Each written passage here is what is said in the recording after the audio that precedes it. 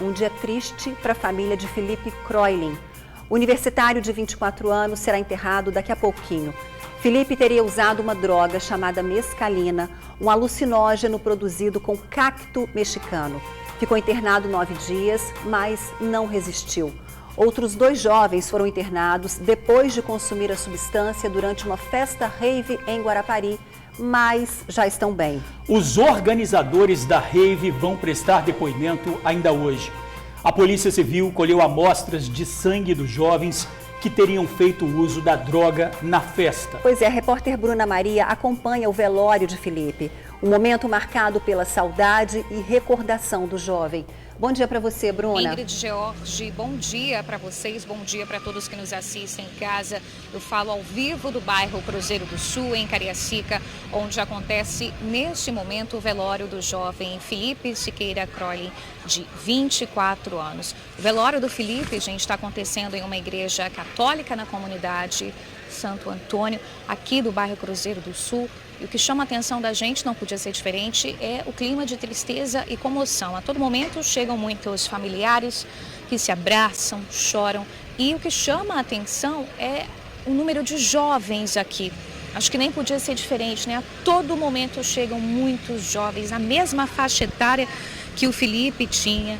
Jovens que estudaram com ele, acompanharam o Felipe desde pequeno, jovens que trabalharam com o Felipe. Eu conversei agora há pouco com o tio, que preferiu não gravar a entrevista, mas explicou que o Felipe estava muito feliz. Ele, que era estudante de engenharia mecânica, tinha conseguido um emprego agora no Porto e estava muito feliz com isso. Então o clima aqui é esse, a todo momento muitos amigos e familiares vêm se despedir do Felipe. Todo mundo sempre com o mesmo discurso, dizendo que Felipe era um jovem muito amigável, muito amoroso com a família, bom amigo, bom filho, estudioso e trabalhador. O Felipe, gente, ele faleceu ontem por volta das 3 horas da tarde, depois de uma parada cardíaca. Ele estava já internado no Hospital Antônio Bezerra de Faria, em Vila Velha, há 9 dias. Teve uma série de complicações de saúde depois de ter ingerido a droga conhecida como mescalina.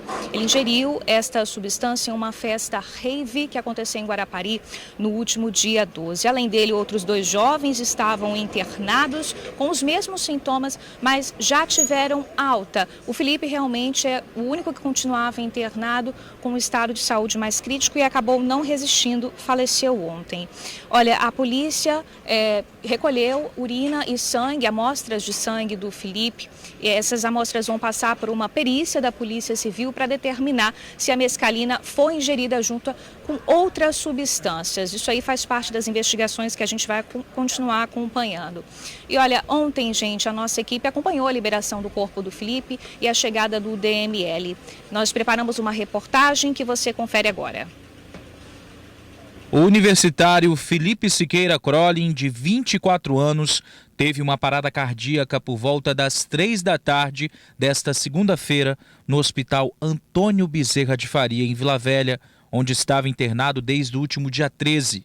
Felipe e outros jovens usaram a mescalina, uma droga de origem mexicana, em uma rave que aconteceu no último dia 12 em Guarapari. Por volta das 5h30 da tarde, o corpo foi retirado do hospital. O corpo do universitário chegou aqui ao Departamento Médico Legal por volta das 18 horas. A família esteve aqui para fazer a liberação, mas não quis gravar entrevista. Tanto a urina quanto o sangue do universitário foram coletados e enviados à perícia da Polícia Civil. Ainda essa semana, o resultado deve sair, que vai apontar se a mescalina foi combinada com o êxtase. Além de Felipe, outros 2 jovens chegaram a ser internados, mas tiveram alta. O último deixou um hospital particular de Vitória e prestou depoimento nesta segunda-feira. O advogado do jovem, de 24 anos, contou que o universitário está em estado depressivo e que a última lembrança que teve foi a ingestão da droga. Segundo ele teve contato uma vez com essa droga e ele falou que era muito forte, não ia usar de novo. E para essa última festa, ofereceram para ele que ia vir essa droga e ele acabou aceitando usar. Então, o que ele me relatou, que com 20 minutos após ele ter usado, ele não se lembra mais de nada. Ele só se lembra que na segunda-feira ele acordou no hospital. Com forte poder alucinógeno, a mescalina, associada ao êxtase, tem um efeito perigosíssimo no organismo. Quando você soma essas substâncias juntas, aí você torna, o efeito imprevisível demais. A mãe do Felipe chegou a conversar com a nossa equipe enquanto ele ainda estava internado e falou da gravidade do quadro clínico do filho. Ele foi um dos primeiros a passar muito mal e eles socorreram ele na hora lá. Já levou direto para o hospital público, ele tem até convênio, eu não consigo transferir ele. No DML, enquanto liberava o corpo do filho, a mãe não quis gravar entrevista, mas pediu à imprensa que o nome de Felipe Siqueira Crolin e a sua imagem de um jovem forte e saudável seja exemplo para que outros jovens não se aproximem das drogas. Pois é, gente, que tristeza. A gente continua aqui acompanhando o velório do Felipe. Nós separamos algumas fotos, que estavam em redes sociais do Felipe. Felipe era um jovem como outro qualquer, gente, cheio de vida, bonito, forte, alegre, adorava animais, tinha um cachorro de estimação, gostava muito de ir a festas, gostava de viajar, muitas fotos viajando. Inclusive, o último post dele no Instagram é em uma cachoeira na Serra do Caparaó. Essa foto recebeu muitos comentários aí de amigos se despedindo do Felipe, lembrando o bom amigo que ele sempre foi, o bom filho, o bom rapaz que ele sempre foi, que teve essa infelicidade aí de ingerir essa droga, a mescalina e foi tão fatal, tão forte. Suspeita que a mescalina, gente, que ele tem ingerido nessa festa em Guarapari, ela foi extraída de um cacto vindo do México e a polícia investiga isso se houve a mistura da mescalina com outra substância como o êxtase. É só uma suspeita, tudo isso ainda está em investigação.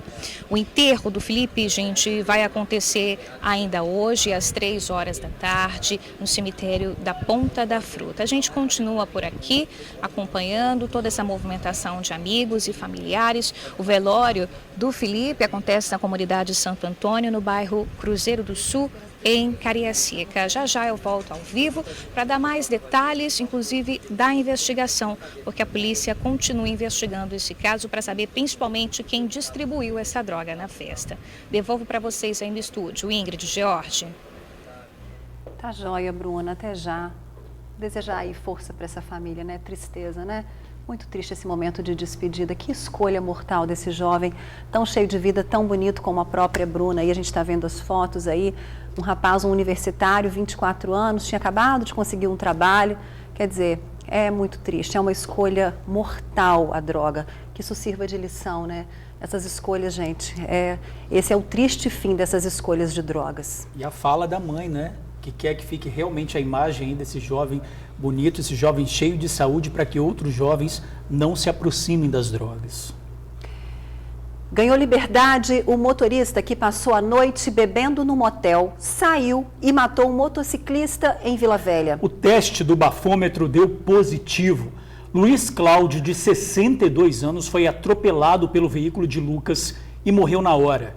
Quem traz os detalhes para a gente é a repórter Tainá Lopes. Bom dia, Tainá. Bom dia, George. A Ingrid, a você que nos acompanha. Estou aqui com a dona Lúcia, ela que é irmã do seu Luiz Cláudio, de 62 anos, quem há quase um mês foi atropelado logo aqui perto da casa da dona Lúcia. Ele, aposentado, tinha acabado de se aposentar, cheio de planos, estava a caminho de uma pescaria, algo que ele adorava fazer, e foi surpreendido pelo veículo do Lucas Schneider, de 23 anos.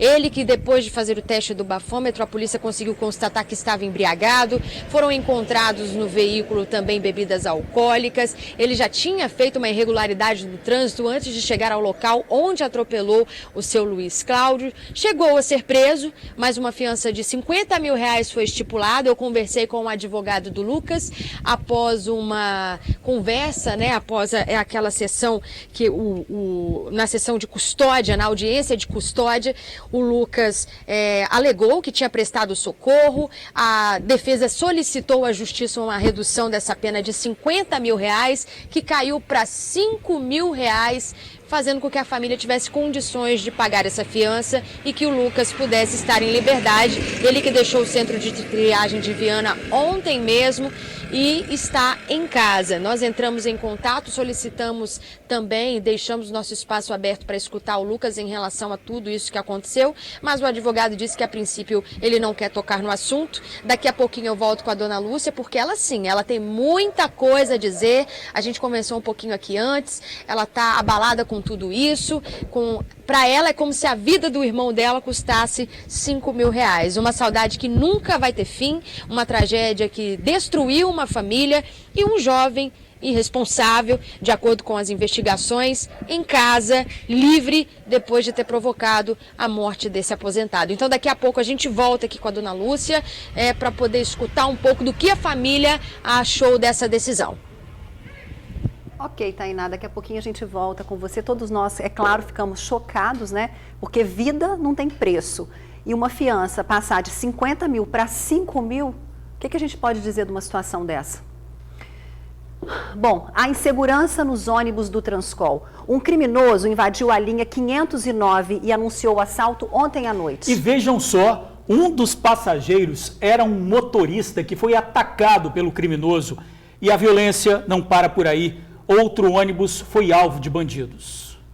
Nas pernas estão as marcas dos machucados que esse motorista de ônibus ganhou após lutar contra um assaltante. Ele não estava dirigindo o coletivo, estava como passageiro, indo trabalhar quando tudo aconteceu. Ele estava sentado na cadeirinha do especial ali do cadeirante, ele apontou a arma para mim nessa correria toda, deu um tapa, a arma saiu da mão dele, ficou rolando lá dentro do ônibus lá e ele correu em direção à roleta e eu fui atrás e agarrei ele por trás e a gente ficou rolando dentro do ônibus brigando.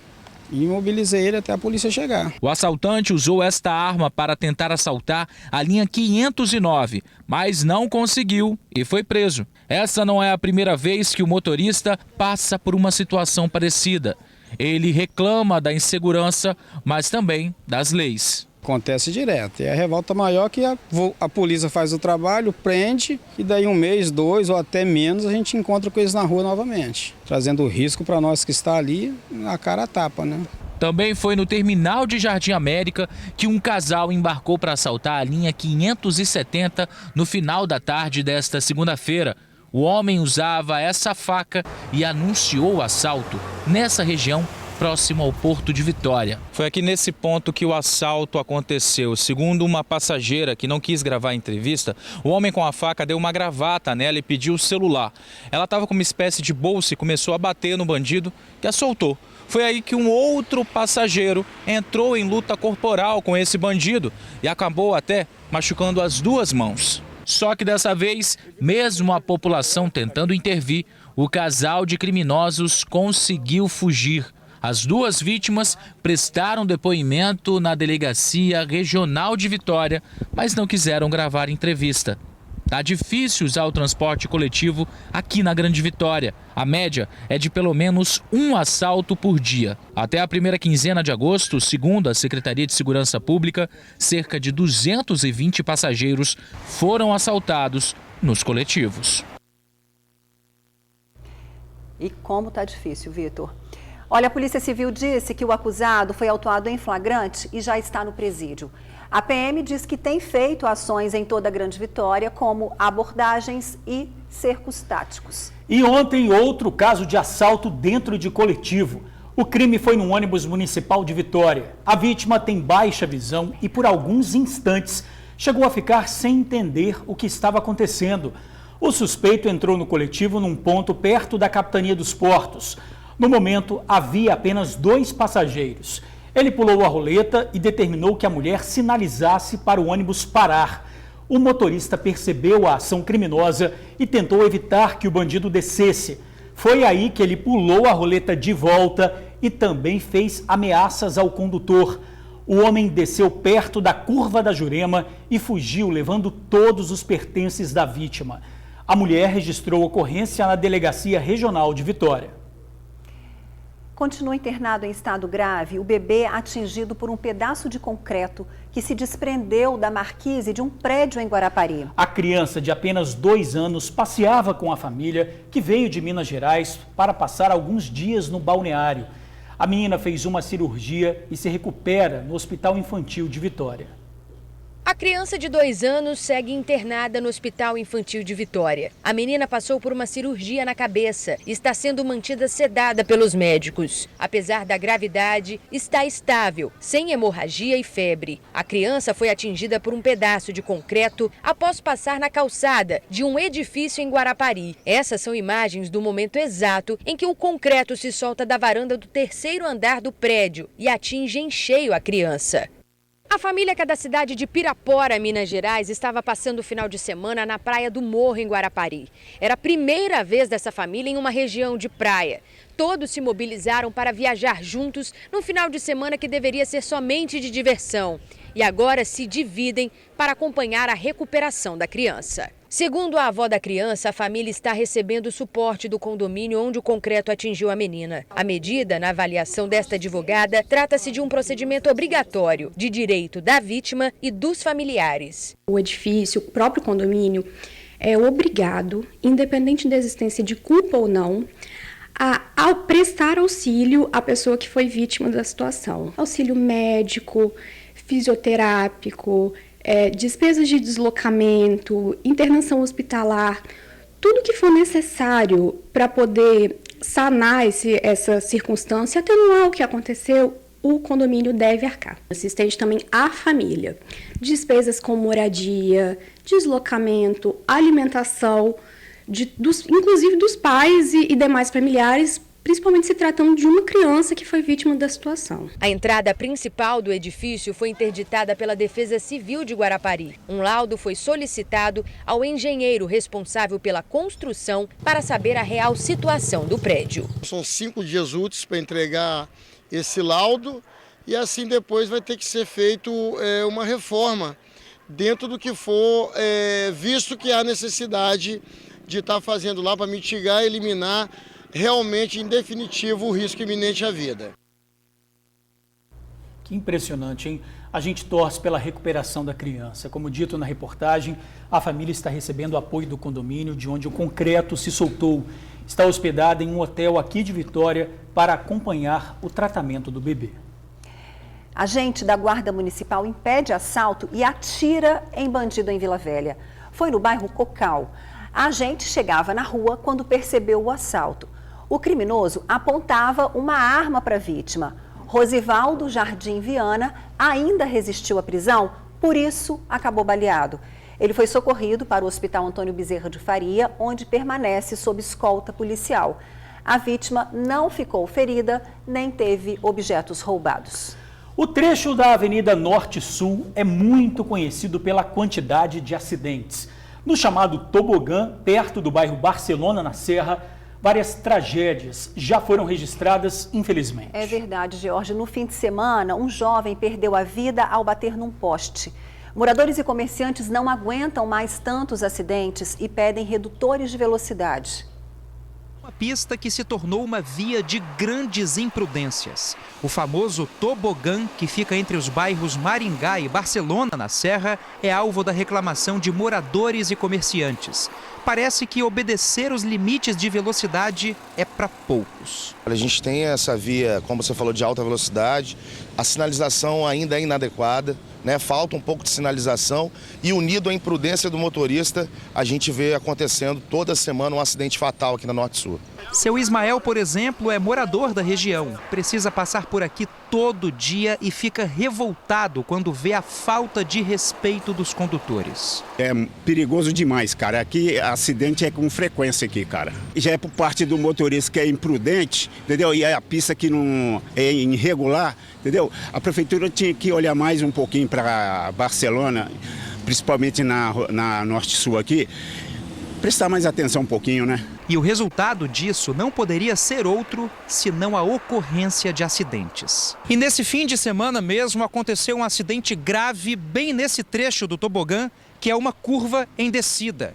O motorista perdeu o controle do veículo e acabou batendo neste poste. Isso aconteceu na tarde deste domingo. O condutor foi identificado como Felipe Mariel Cavassani, de apenas 24 anos. Ele era engenheiro civil, o único ocupante do carro. O veículo ficou bastante danificado. O jovem acabou morrendo no local.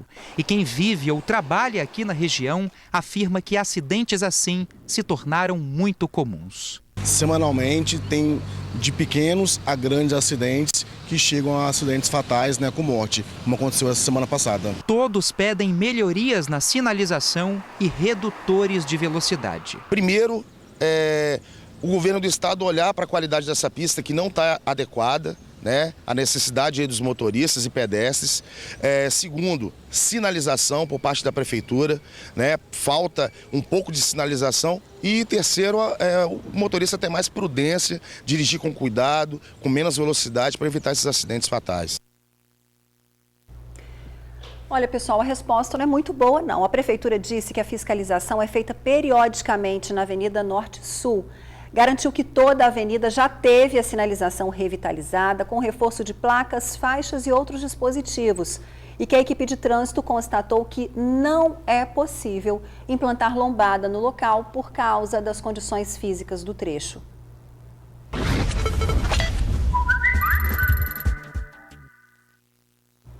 E amigos do TN1 de Santa Leopoldina mandaram essas imagens pra gente. Olha as condições da estrada de chão. Tá tão ruim que o ônibus escolar não consegue passar. Segundo os moradores, os alunos estão sem aula. A prefeitura mandou máquinas na semana passada, mas a comunidade acha necessário jogar britas para melhorar o tráfego na região. É a estrada Suíça Rio do Norte que, em condições normais, leva turistas a Pesque Pague e a outros pontos do município. Segundo os moradores, está difícil alguém se aventurar por esse trecho aí, Ingrid. Então, George, pelo menos tem boa notícia para os amigos da região. A Prefeitura de Santa Leopoldina disse que desde hoje cedo, uma equipe está trabalhando para amenizar os impactos provocados pela chuva forte que atingiu a comunidade. Isso foi no final de semana passado. Além disso, fez nos últimos dias a manutenção das estradas, com abertura das vias, drenagem, construção de bueiros e caixa seca. Bom, nós agradecemos a participação dos amigos que mandaram essa denúncia e imagens para a gente. Obrigada, com a sua ajuda construímos o TN1. A nossa parceria é pelo WhatsApp 99792-2530, 99792-2530.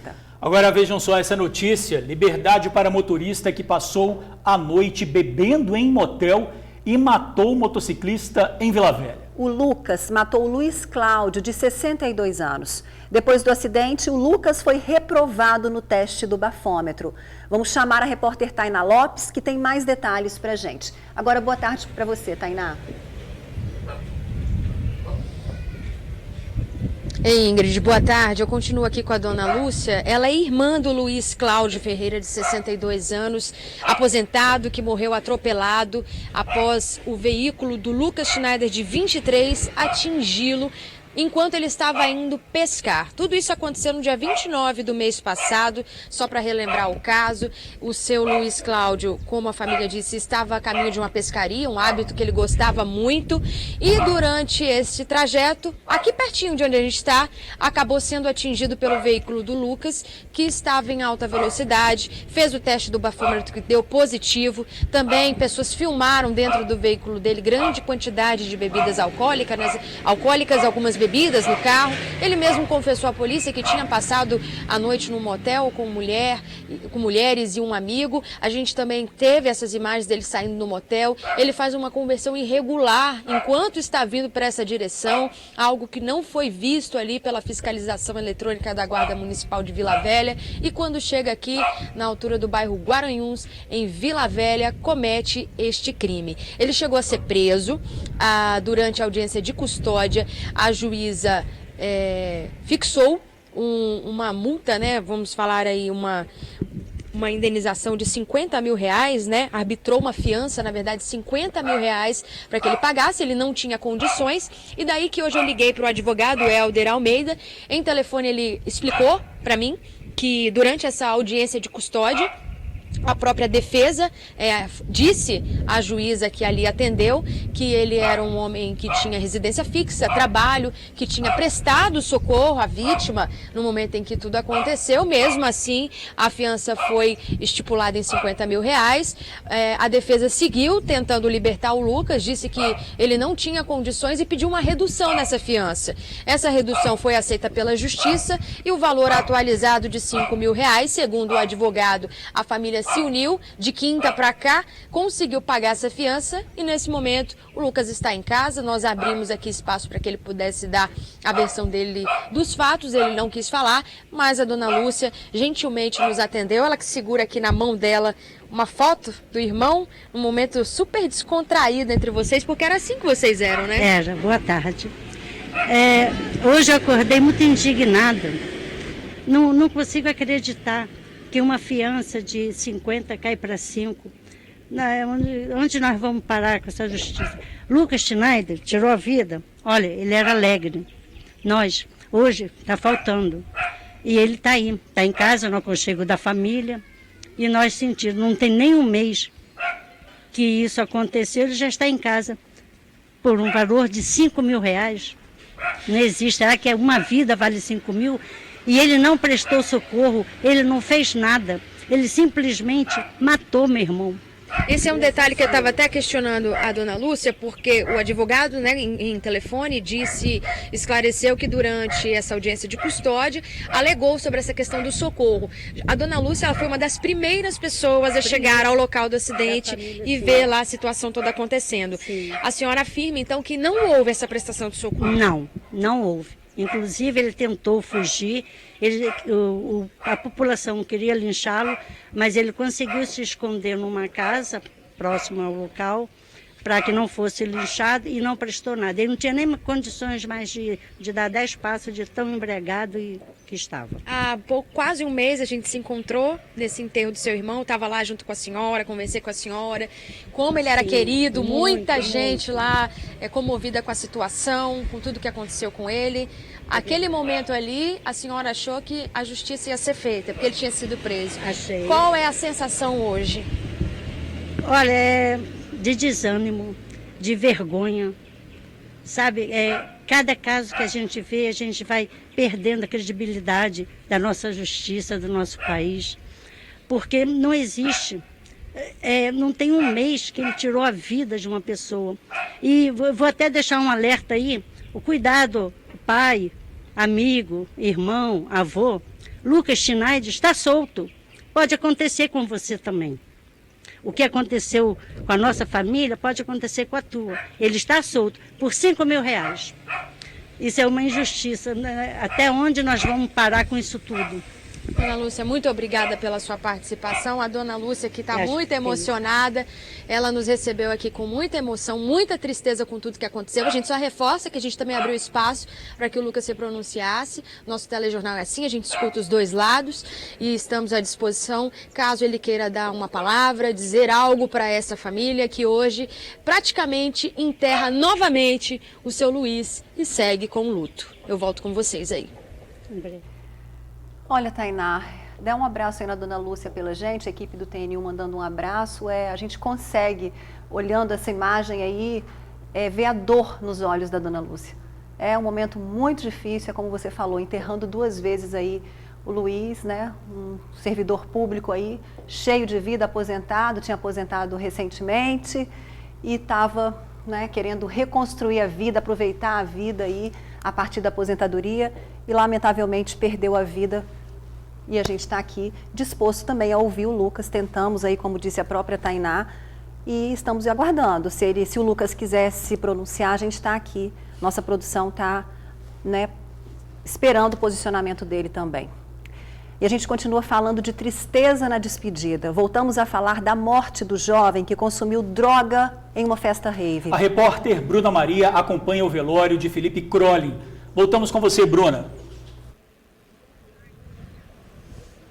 Isso, Ingrid, George. A gente continua aqui no bairro Cruzeiro do Sul, em Cariacica, acompanhando a movimentação do velório do Felipe Siqueira Crolin, de 24 anos, que faleceu ontem em decorrência de uma parada cardíaca após 9 dias internado. O Felipe, que teria ingerido aí essa droga, a mescalina, durante uma festa rave. Agora há pouco, nós conversamos com um primo de Felipe, que tem sido porta-voz da família nesse momento tão difícil.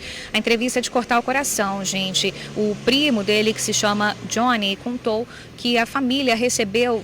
Tudo isso está sendo muito dolorido para a família, porque para eles foi uma surpresa, porque apesar de frequentar festas com frequência, eles nunca tiveram nenhum problema com o Felipe em relação à ingestão de álcool ou drogas. Então, para eles foi uma surpresa. Ele disse ainda que acredita que essa tenha sido a primeira vez que o Felipe ingeriu algo tão forte assim e acabou sendo fatal. A mãe, claro, não teve condições de conversar com a gente, está despedaçada. Segundo o primo, está se sentindo muito culpada pelo que aconteceu. Ele confirmou que o Felipe iria se formar agora na faculdade de engenharia, estava muito feliz porque havia conseguido esse emprego no Porto. Felipe, era só felicidade. E olha, gente, a gente relembra também que outros 2 jovens estavam internados com os mesmos sintomas de Felipe após também terem ingerido a mescalina na mesma festa. Os 2 já receberam alta. Um deles, inclusive, conversou com a polícia. Em depoimento, ele informou que ele comprou 3 comprimidos dessa droga pela internet pelo valor de R$140. Quem está comandando as investigações é o Departamento Especializado em Narcóticos. Em nota, a polícia informou que vai aguardar os laudos para concluir qual tipo de entorpecente de fato foi ingerido pelas vítimas. Um suspeito de ter vendido a droga já foi identificado, mas ainda não foi preso. A gente continua aqui acompanhando esse momento de profunda tristeza entre os amigos e os familiares de Felipe. E mais tarde, no Tribuna Notícias, segunda edição, a gente prepara uma reportagem para vocês com o desfecho. Nós vamos também acompanhar o enterro do Felipe, que acontece agora às 3 horas da tarde no cemitério da Ponta da Fruta. Volto com vocês aí no estúdio. Valeu, Bruna. Obrigado pelas informações. E olha, o governo do estado criou um comitê de crise depois da chegada do óleo no sul da Bahia. O objetivo é conter eventuais danos, já que, segundo especialistas, a mancha deve chegar à costa capixaba em 15 dias.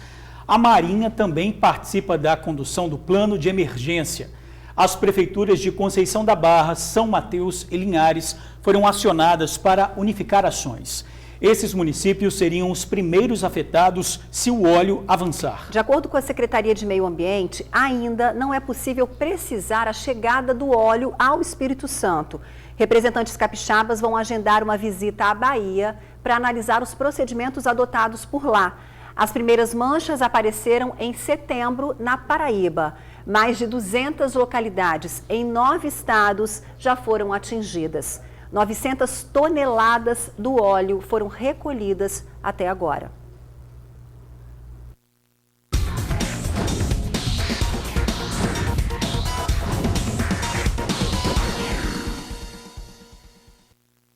Agilidade para mostrar para você. Tcharam!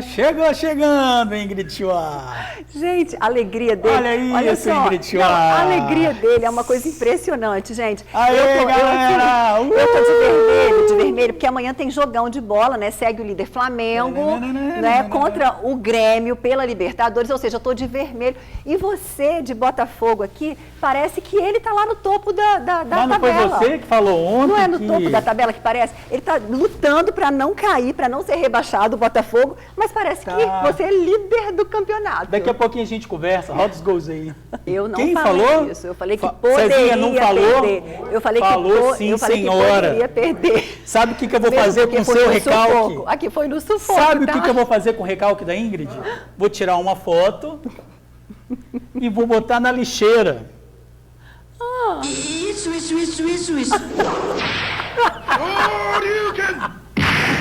Vou fazer isso com o seu recalque. Sabe por quê? Você falou exatamente isso ontem. Pronto, tá dado o recado. Não, bota fogo na cabeça. Gente, tá olha só, a alegria dele compensa. Ele, ó, eu a partir de agora eu vou torcer pro Botafogo ganhar, só pra você ficar tão alegre assim. Mas ó, eu tô em homenagem ao Flamengo, que amanhã eu tô, sério mesmo, eu tô torcendo muito pro Flamengo contra o Grêmio. Flamengo tá? agora, na cabeça também. E pro Atlético. Vamos falar de futebol, continuar, Vamos continuar, né? Porque o time sub-17 da Holanda chegou ontem à noite ao Espírito Santo. É a primeira seleção a chegar em solo capixaba para a Copa do Mundo sub-17. A Holanda está no grupo D da competição, ao lado de Estados Unidos, Senegal e Japão. O Kleber Andrade vai receber 16 jogos da competição. Os primeiros acontecem no próximo domingo. Às 5 da tarde, Estados Unidos enfrentam o Senegal. Às 8 da noite, o Japão joga contra a Holanda. Os ingressos começaram a ser vendidos ontem nas bilheterias do estádio. Custam a partir de R$ 5,00 e estão à venda de 10 da manhã às 6 da noite nos dias sem jogos. E de 10 da manhã às 8 da noite nos dias de confrontos. E a seleção da Espanha chega ao estado hoje à noite. Olé, Ingrid! Nossa, que alegria desse rapaz. Parece que ele é flamenguista, né? Ela não perde a oportunidade. Ai, meu Deus do céu. Olha, a alegria de contar histórias, realizar sonhos e ficar na expectativa para recontar a mesma história com um final diferente e ainda mais feliz. Essa é uma das missões do jornalista. E hoje entramos no mundo do Anderson, um jovem simples, de família humilde, que viu muitos amigos se perderem para as drogas e para o crime. Mas ele fez diferente e tem o desejo de servir ao Exército Brasileiro. E o Exército abriu as portas para o Anderson. E ele viveu um dia de soldado, conheceu a rotina do quartel e depois disso está abraçado ainda mais ao livro, que pode tornar realidade todo sonho de infância. Veja na reportagem de Vitor Zucolotti e Francisco Abreu. Esse é o Anderson, um jovem de 20 anos, o mais velho de 6 irmãos que mora no Morro do Bonfim, em Vitória, com a família. O dia a dia desse rapaz é normal. À tarde estuda, já que retomou a escola depois de parar para ajudar a família. E em seguida, ele se prepara para trabalhar fazendo entregas ali no bairro. E esse rapaz tem um sonho, ele quer servir ao Exército. A foto entrega que esse desejo é de infância. O cara entra lá como criança, sai de lá homem já pronto aqui pro mundo aqui fora. E nem pense que é influência de alguém de casa, tá? A mãe não faz ideia de onde surgiu aí essa vontade. Ele é desde pequeno que ele tem essa coisa de servir o Exército. Eu falo, quer servir o Exército, quer ser alguém na vida, estuda. Que através dos estudos, vocês conseguem tudo que vocês querem, o objetivo de vocês. Aos 18 anos, ele se alistou. Foi à junta militar, mas não pôde servir. Ele foi liberado por excesso de contingência. Mesmo assim, o interesse continuou. Tanto que ele procurou a gente para saber mais formas de entrar no Exército. E a nossa equipe decidiu fazer algo diferente. Já que o Anderson tem esse sonho, né, desde pequeno em servir ao Exército, a gente não veio na casa dele à toa, não. Seguinte, a proposta é... Bora viver um dia de soldado? Vamos lá pro Exército? Partiu. Vamos lá? Vamos.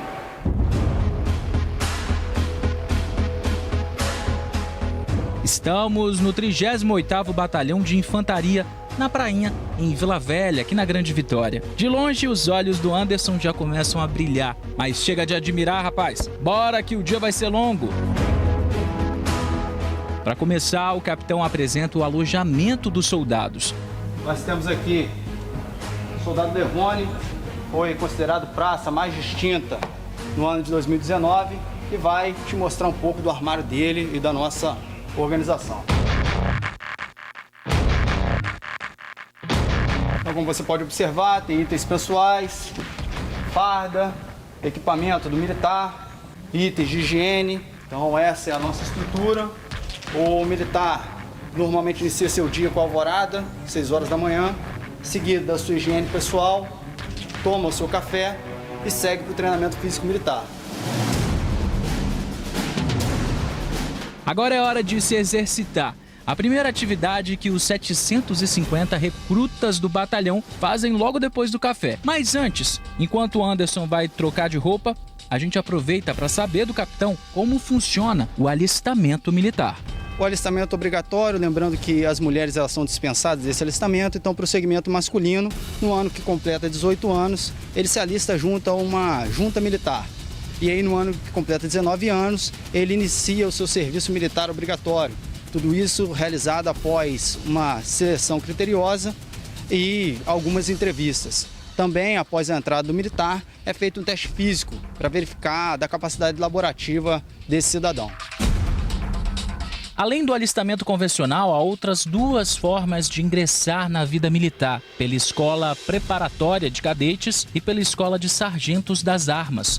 A Escola de Cadetes do Exército, ela é inscrita por concurso público e pode ser feito por tanto homem quanto mulher de 17 a 22 anos no ano da matrícula da escola. O indivíduo ele tem instrução básica do Exército paralelo ao ensino universitário.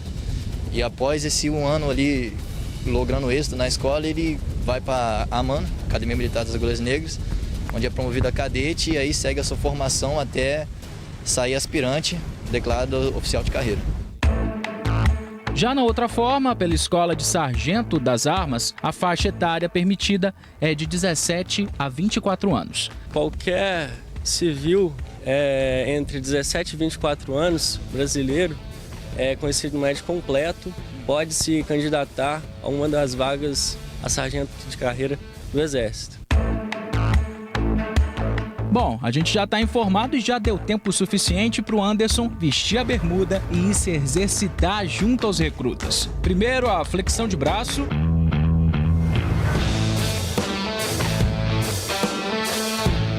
Polichinelo. E claro, não pode faltar a corrida. Olha o seu porteiro ali na conta escondido! Até agora, você está vivenciando um pouco aí desse dia a dia do soldado, de quem entra aqui para o Exército no 38º Batalhão. O que você está achando? Tô achando especial, né? Porque, como eu falei no começo, eu passava pela ponte e falava, um dia eu vou entrar ali dentro, mesmo se for só para andar à toa, conhecer mesmo. E realmente hoje eu estou aqui, realizando. E quem sabe mais para frente, né? Posso estar aqui fardado, servindo a junta aí, junto com os companheiros aí. Bom, chega de papo que agora a próxima parada é na instrução preparatória para o tiro. É com esse exercício que os soldados se preparam e aprendem a manusear armas, seja pistola ou até mesmo fuzis e metralhadoras. Atiradores prontos, fogo à vontade.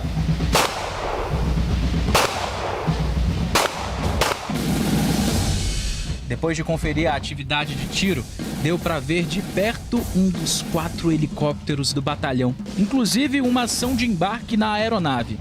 Só não deu mesmo para sobrevoar, mas isso fica para a próxima.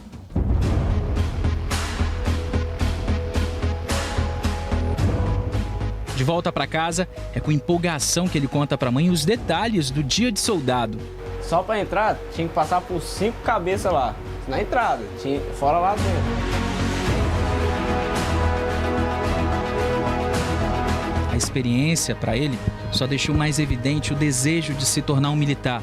Ainda mais depois de ver amigos no mundo do crime. Um dos colegas meus que estudou comigo foi preso como os maiores, tipo assim, como o braço direito do tráfico.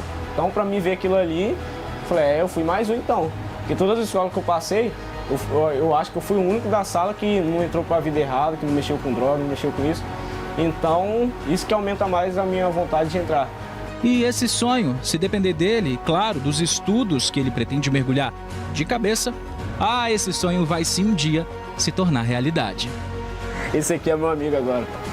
Esse aqui é meu amigo e bola pra frente. Como eu falei, quem sabe mais lá na frente a reportagem não vai ser aqui em casa, vai ser lá dentro eu fardado.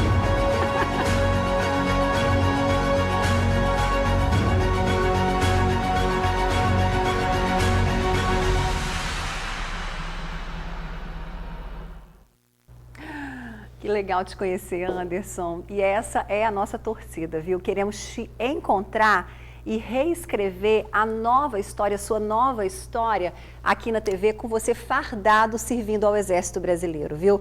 Então, foca mesmo no estudo, na coragem, que vai dar tudo certo. E o nosso agradecimento especial ao Exército, que abriu as portas e recebeu a equipe do TN com todo carinho e respeito.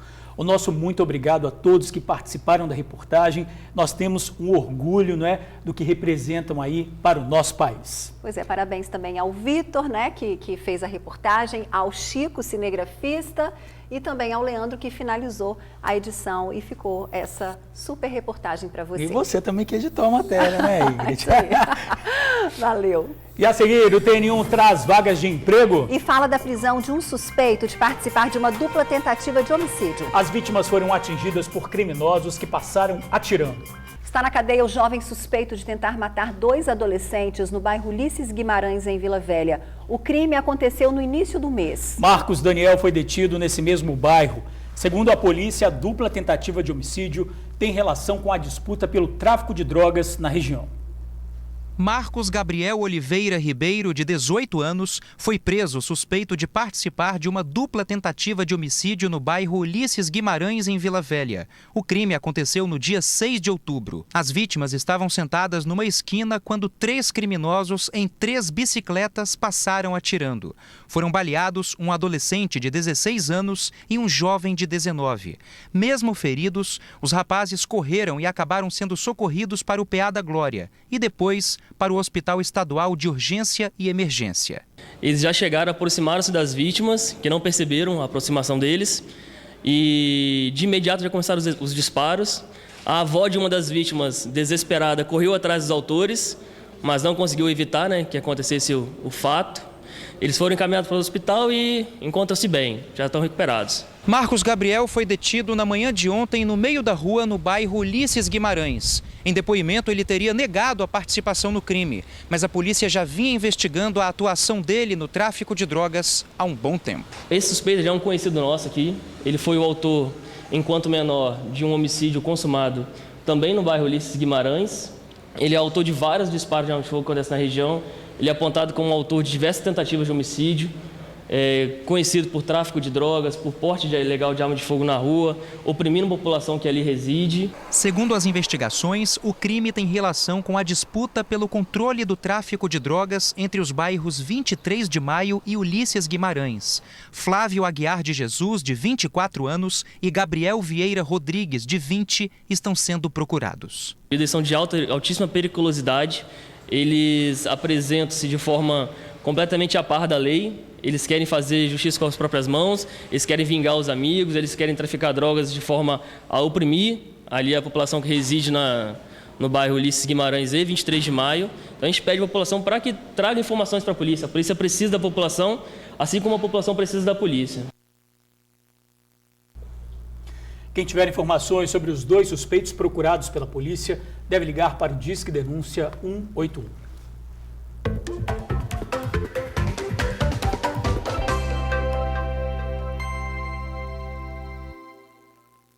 Tem emprego e são vagas em supermercado.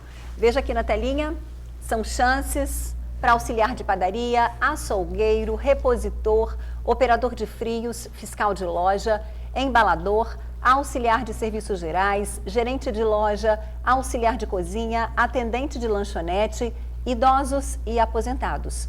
Cadastro no site extrabom.com.br. Assassinato em Cariacica.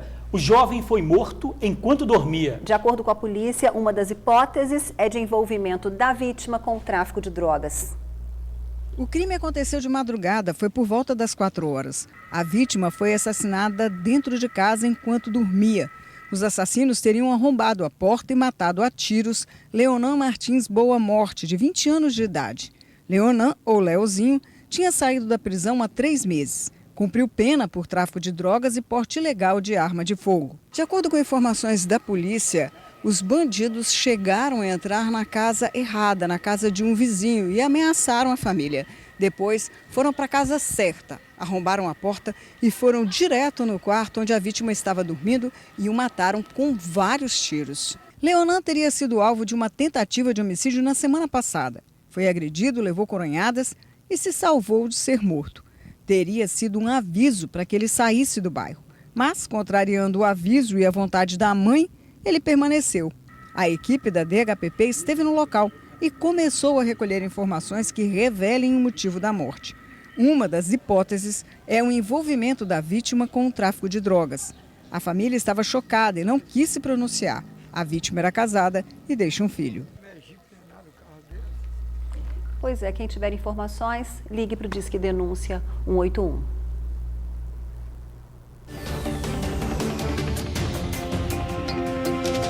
Hoje é terça-feira, 22 de outubro. Vamos conferir juntos o que é destaque no jornal A Tribuna. 5.000 são demitidos por não saber trabalhar com computador e celular. Na foto principal, Estado e Marinha se preparam para a chegada da mancha de óleo. Morre universitário que passou mal em festa rave. Senado faz última votação hoje e nova aposentadoria pode valer já esta semana. Pichadores estão mais ousados e agem até de dia. E ainda destaque no jornal A Tribuna desta terça-feira. No AT2, novos galãs do pedaço. Hoje é dia de caderno do Enem. E no esporte, garoto Igor Cássio dá a vitória ao Fogão. Em instantes, calorão chegando, é hora de guardar cobertor e manta sem ocupar todo o espaço do armário, hein? Então tem técnica e o quadro Coisas de Casa ensina em instantes. A gente já volta. Com a chegada da primavera, muita gente já está abandonando os cobertores, edredons, mantas. E como arrumar tudo isso sem ocupar muito espaço e deixar aquele cheiro de guardado para quando voltar o friozinho, hein? Vamos aprender agora no quadro Coisas de Casa.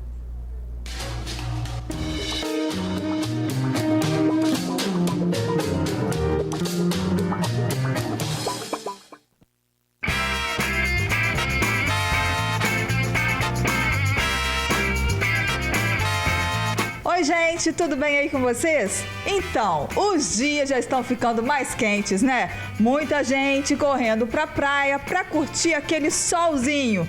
Mas o que fazer em casa com estes mocinhos aqui? Olha só, edredons, colchas pesadas, como guardar, hein? Pra não ficar aquele cheirinho que fica sempre nas roupas.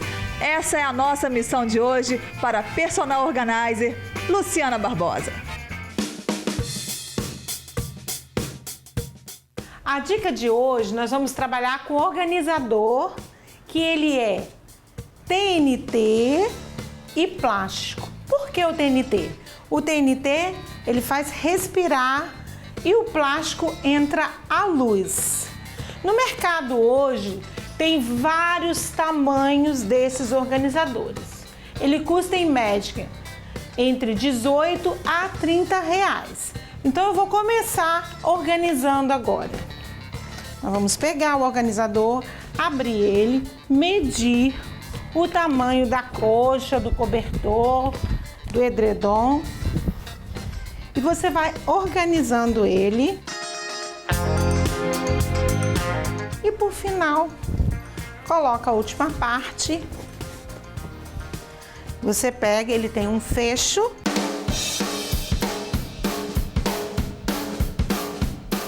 E assim está organizado e você usa sua roupa, seu edredom guardadinho o verão todo e no inverno do ano que vem está cheirosinho para você usar.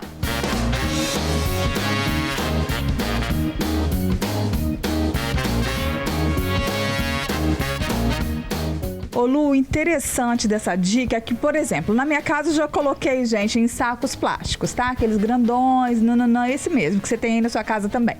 Mas sabe o que aconteceu, Lu? Mofou tudo. Então, o saco plástico não pode, tem que ter uma parte de TNT para respirar e o plástico é para entrar luz. Então, quer dizer, não adianta dar o jeitinho, essa é a melhor forma para não mofar e não ficar com cheiro, né? Melhor forma para você guardar as suas roupas de cama. Maravilha essa dica, hein, Lu? Gostaram, gente? Super simples, né? E bora curtir o verão, né? Um beijo para vocês, até a próxima. Tchau!